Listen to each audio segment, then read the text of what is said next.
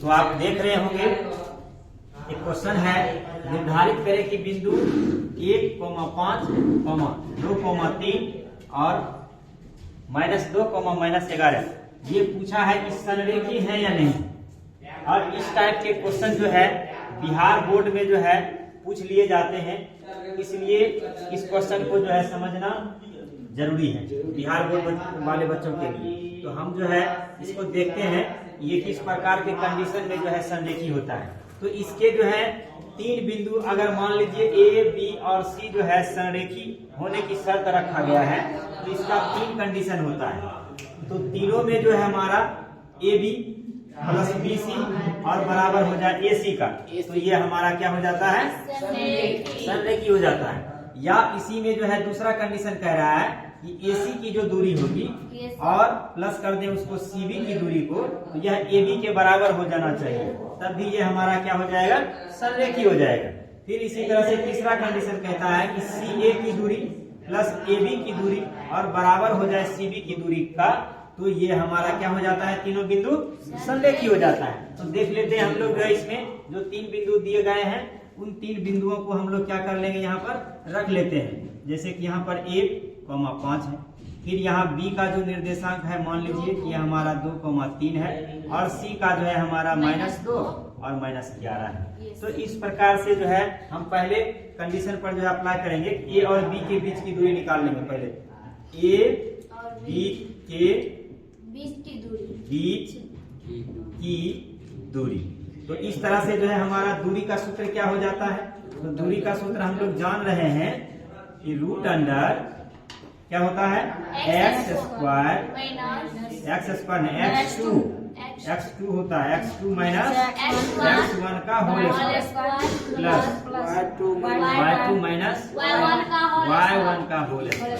ये इस प्रकार से इसका सूत्र होता है।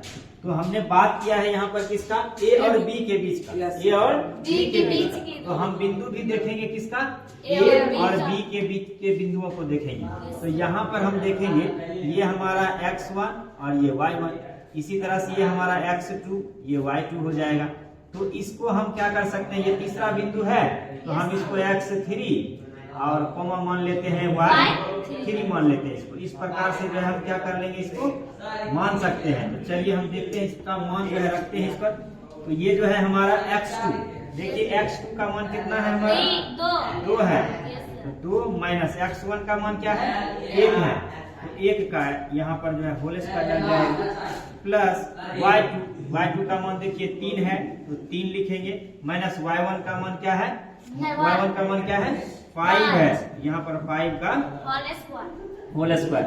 तो इस प्रकार से हमारा जो मान आएगा देख लेते हैं। तो यहाँ पर 2 माइनस 1 करेंगे तो 1 बचेगा, 1 का स्क्वायर हो जाएगा, प्लस यहाँ पर हमारा जो यहाँ पर कितना बच रहा है, -2 बच रहा है, 3 को माइनस करेंगे 5 तो कितना बचेगा, -2 बचेगा। चलिए इसका 1 का स्क्वायर क्या होता है, 1 हो जाता है, और -2 का स्क्वायर करेंगे तो क्या हो जाएगा, 4 हो जाएगा, माइनस का स्क्वायर प्लस हो जाता है। तो इस प्रकार से हमारा जो मान निकल के आया वो क्या आया, √5। कितना आ गया, √5 आ गया।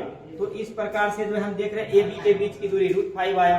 तो अब हम जो है अगला जो है देखेंगे, अब हमारा BC को निकालना है। किसका निकालेंगे, BC का, B और C लेंगे।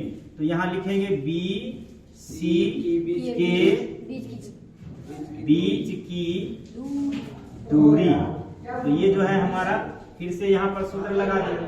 तो यहाँ जो सूत्र लगाएंगे अब इसके अनुसार से लिखना है। सूत्र तो हम जान रहे हैं कि हमेशा अगले पद में से पहले वाले पद को जो है माइनस किया जाता है। तो यहाँ लिख देंगे हम x3 माइनस x2 का होल स्क्वायर, माइनस x2 का होल स्क्वायर, प्लस फिर लिख देंगे y3 और माइनस y2 का होल स्क्वायर। तो इस प्रकार से अब फिर हम मान रख लेंगे इसका। तो अब हमारा जो मान होगा वो x3 का मान क्या है, -2 है, फिर माइनस x2 का मान क्या है, 2 है, तो यहाँ रख लिए, इसका होल स्क्वायर लगा देंगे, प्लस y3 का क्या मान है, -11। y3 का मान कितना है, -11 है, तो -11 और फिर माइनस होगा ना, फिर माइनस होगा यहाँ पर हमारा। चलिए तो यहाँ जो है हम माइनस लिखते हैं और y2 का मान क्या है हमारा, y2 का मान 3 है, तो यहाँ पर रख देंगे 3 और इसका लगा देंगे होल स्क्वायर। क्या बोलिए, कोई दिक्कत है बोलिए। सूत्र माइनस नहीं होगा, x2 माइनस x1, तो यहाँ सूत्र में तो लगाए हैं, उल्टा प्लस होगा सूत्र। कहाँ, यहाँ यहाँ तो प्लस ही होता है, यहाँ तो प्लस ही होता है ना।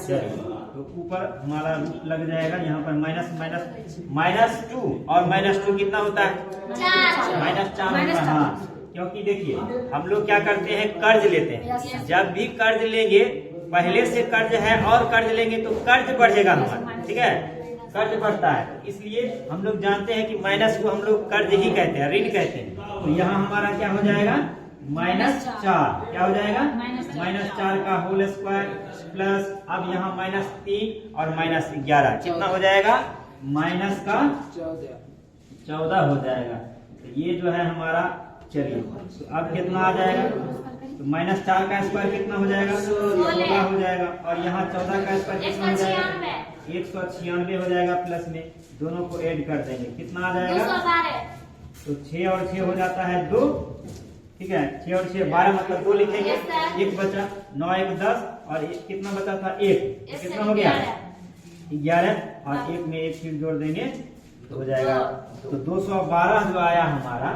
तो इस प्रकार से जो है हम लोग अब क्या करेंगे, यहाँ इसका गुणनखंड कर लेंगे, ठीक है। गुणनखंड करना जानते हैं, गुणनखंड करना जानते हैं, गुणनखंड करना नहीं आता है, तो गुणनखंड करिए इसको, 2 गुना, बताइए कितना हो जाएगा, 2 गुना 6। 2 गुना 6 कैसे लिख देंगे, देखिए 2 गुना जो है कहते हैं 6, 212 है ना, जैसे यहाँ पर हम लोग ऐसे लगाते हैं ना, 2 से लगाएंगे तो कितना हो जाएगा, 106 होगा पहले, फिर 2 से लगाएंगे कितना आ जाएगा, 53 होगा।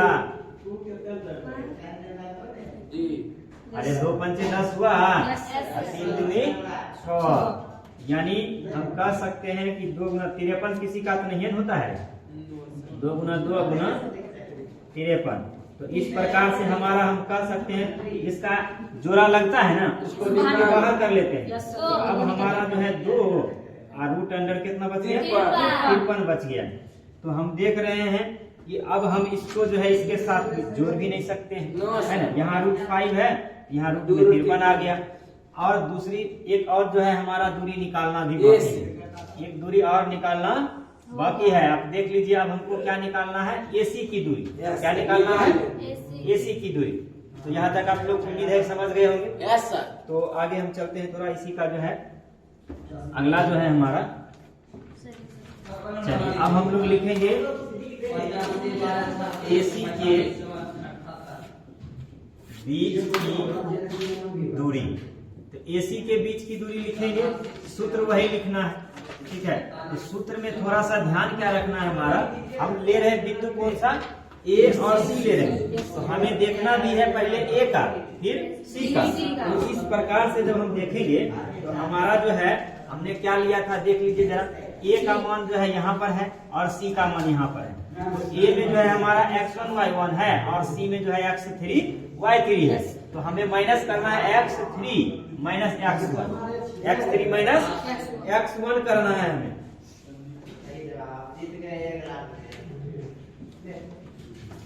चलिए तो यहाँ पर हम लोग लिखेंगे x3 माइनस x1 का होल स्क्वायर प्लस उसी तरह से हो जाएगा y3 माइनस y1 का होल स्क्वायर। अब इसका मान जरा रख लेते हैं, x3 का क्या मान था हमारा, x3 का क्या मान था हमारा, तो x3 का मान है -2 और x1 का मान है, x1 का क्या मान है 1। तो यहाँ पर रखेंगे -2 फिर हो जाएगा -1 का होल स्क्वायर प्लस y3 का क्या मान है, तो -11 और यहाँ पर हो जाएगा फिर माइनस y1 का क्या मान है, y1 का 5 है, यहाँ 5 रखेंगे, इसका होल स्क्वायर लगा देंगे। तो इस प्रकार से जो है अब हम देख लेंगे, -3 हो जाएगा यहाँ पर, इसका होल स्क्वायर कर लेंगे, फिर प्लस यहाँ पर कितना हो जाएगा -16, इसका होल स्क्वायर कर लेंगे।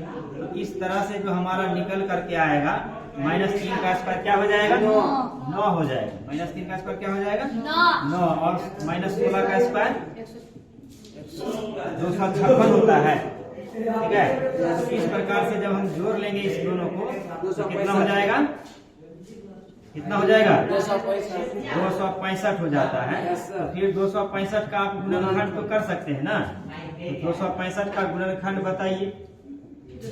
265 है, इसका जो है आप क्या करिए, 2 से तो लगेगा नहीं, 3 से देखिए, 3 से कितना बार में लग जाएगा, नहीं लगेगा,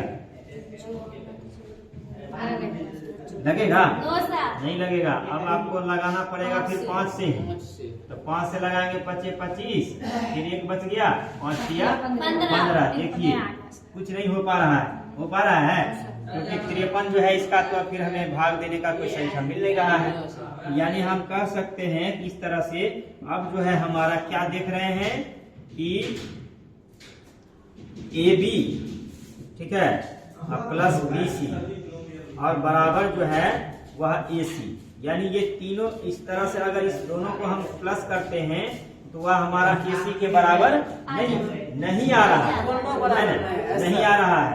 तो हम कह सकते हैं कि हमारा जो है बिंदु जो दिया गया था A, ठीक है, हमारा जो बिंदु होगा हम कह सकते हैं ये बिंदु संरेखी नहीं, सीधा डायरेक्ट हम यहाँ पर लिख देंगे, क्या लिखेंगे, ये बिंदुएं संरेखी नहीं है, बिंदुएं